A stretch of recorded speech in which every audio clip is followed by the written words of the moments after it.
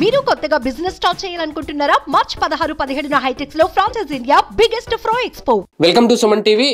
ఎన్నికల రంగంలోకి దిగిపోయారు అభ్యర్థులంతా. ప్రధానంగా వైసీపీ అలాగే తెలుగుదేశం పార్టీ రెండు పార్టీలకు సంబంధించి టీడీపీ, జనసేన, భారతీయ జనతా పార్టీ కూటమి అభ్యర్థులు కన్ఫర్మ్ అయిపోయారు దాదాపుగా. అలాగే వైఎస్ఆర్సీపీ కూడా తన అభ్యర్థుల్ని ఒకేసారి 175 స్థానాల్లో ప్రకటించేసింది. ఇందులో ప్రధానంగా తూర్పుగోదావరి జిల్లా రామచంద్రపురం నియోజకవర్గానికి సంబంధించి అభ్యర్థుల గెలుపోటములకు సంబంధించిన అంచనాలు, అలాగే 2019 ఎన్నికల సమయంలో అక్కడ అభ్యర్థులు సాధించిన విజయాపజయాలు, వాళ్ళ ఓటు శాతాన్ని ఒకసారి చూసుకుంటే కాస్తంత మళ్ళీ 2024లో ఎవరు గెలిచే అవకాశం ఉంటుంది, ఎవరు గెలుపుకు దగ్గరగా ఉన్నారు అనేది ఒక లెక్కలైతే వేసుకుంటున్నారు నియోజకవర్గ ప్రజలు. ఇందులో ప్రధానంగా చూసుకుంటే ప్రస్తుతం బీజేపీ, తెలుగుదేశం పార్టీ, జనసేన కూటమి అభ్యర్థిగా వాసంశెట్టి సుభాష్ని ఆల్రెడీ రంగంలోకి దింపారు. ఆయన తన ప్రచార పర్వం కూడా మొదలు పెట్టేశారు. అలాగే వైఎస్ఆర్సీపీ నుంచి ప్రస్తుతం అధికార పక్షంగా ఉన్న వైసీపీ నుంచి పిల్లి సూర్యప్రకాష్ ఆయన ఆల్రెడీ గతంలోనే అనౌన్స్ చేశారు. మళ్ళీ మరొకసారి ఆయన పేరుని లిస్టులో అఫీషియల్గా ప్రకటించారు. ఈయన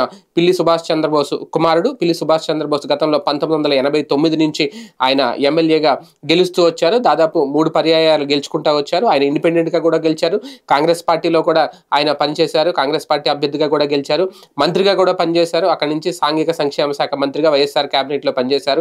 అందుకే జగన్మోహన్ రెడ్డి గారి వైఎస్ఆర్సీపీలో ఇప్పుడు కీలక నేతగా ఉన్నారు. రాజ్యసభ సభ్యులుగా కూడా కొనసాగుతున్నారు. ఆయన కుమారుడే పిల్లి సూర్యప్రకాష్. అలాగే వాసంశెట్టి సుభాష్ విషయానికి వస్తే ఆయన తెలుగుదేశం పార్టీ అభ్యర్థిగా, కూటమి అభ్యర్థిగా బరిలోకి దిగుతున్నారు.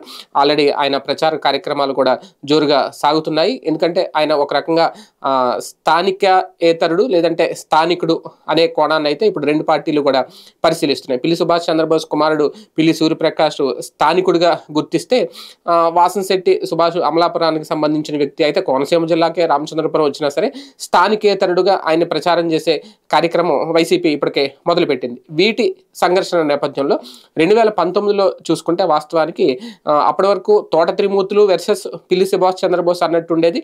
ఒక్కసారిగా తోట త్రిమూర్తులని మండపేట షిఫ్ట్ చేయడం, ఆయన వైసీపీలో చేరడం, ఎమ్మెల్సీగా కంటిన్యూ అవడం, ప్రస్తుతం ఆయన మండపేట అభ్యర్థిగా కూడా వైసీపీ నుంచి బరిలోకి దిగిన నేపథ్యం. ఆయన విషయం పక్కన పెడితే కనుక సుభాష్ చంద్రబోస్ వర్సెస్ తోట త్రిమూర్తులు అన్నటి నుంచి 2019లో ఒక్కసారిగా రాజమండ్రిలో అప్పటివరకు జడ్పీ చైర్మన్గా ఉన్న వ్యక్తి, ఎప్పటి నుంచో జగన్మోహన్ రెడ్డి గారి వెంట ఉన్న వ్యక్తి, వైసీపీలో మొదటి నుంచి చేరిన వ్యక్తి, చెల్లిపోయిన శ్రీనివాస్ వేణుగోపాలకృష్ణ ఆయన్ని బరిలోకి దింపారు. ఆయన గెలుపు సాధించారు, విజయం సాధించారు. మరొకసారి ఆయనకే టికెట్ వస్తుందని ఆశిస్తే ఆయన అక్కడి నుంచి రాజమండ్రికి పంపించారు, రాజమండ్రి అభ్యర్థిగా ప్రకటించారు. ఈ నేపథ్యంలో పిల్లి సుభాష్ చంద్రబోస్ కుమారుడు పిల్లి సూర్యప్రకాష్ని రంగంలోకి దింపారు. అయితే 2019లో వైసీపీ అభ్యర్థిగా చెల్లిపోయిన వేణుగోపాలకృష్ణ దాదాపు 75,000 ఓట్లతో ఆయన గెలుపొందడం జరిగింది. అయితే అప్పుడు ఆయన ప్రత్యర్థిగా తోట త్రిమూర్తులు ఉన్నారు. తెలుగుదేశం పార్టీ అభ్యర్థిగా తోట త్రిమూర్తులు 70,000 ఓట్ల వరకు తెచ్చుకోగలిగారు. అంటే దాదాపుగా ఇద్దరికి ఒక 5,000 ఓట్ల తేడాతో మాత్రమే విజయం సాధించారు. అయితే అప్పుడు జనసేన కూడా అభ్యర్థిని నిలబెట్టింది. జనసేన అభ్యర్థి అప్పుడు దాదాపుగా 18,000 ఓట్లు సంపాదించుకున్నారు. అంటే ఇప్పుడు కూటమి అభ్యర్థిగా వాసంశెట్టి సుభాష్కి వాళ్ళు వేసుకుంటున్న లెక్కలు, తెలుగుదేశం పార్టీకున్న 70,000 ఓటు బ్యాంకు, అలాగే జనసేనకు వచ్చిన 18,000 ఓటు బ్యాంకు రెండు కలిపితే దాదాపుగా 88,000కు పైగా ఇప్పుడు ఓట్లు తెలుగుదేశం పార్టీ కూటమి అభ్యర్థి ఎవరైతే ఉన్నారో వాసంశెట్టి సుభాష్కి రావాలి. అది ఆ కూటమి వేసుకుంటున్న లెక్క. అలాగే వైసీపీ నుంచి ఆల్రెడీ సిట్టింగ్ స్థానం అది ఒక రకంగా ఇప్పుడు ఆయనకు వచ్చింది. అయితే పిల్లి సూర్యప్రకాష్ ఈసారి గెలుపు అవకాశాల గురించి చూసుకుంటే, ఒకటి 5 ఏళ్ల పరిపాలనలో జగన్మోహన్ రెడ్డి గారు అందించిన సంక్షేమం ఏదైతే ఉందో అది ఇంకా తన ఓటు బ్యాంకును పెంచింది అనేది. అయితే సామాజిక వర్గం పరంగా చూసుకుంటే ఇక్కడ పెద్ద తేడాలు ఏముండవు. ఎందుకంటే ఇద్దరు అభ్యర్థులు కూడా సేమ్ సామాజిక వర్గం, సెట్టిపల్లి సామాజిక వర్గం.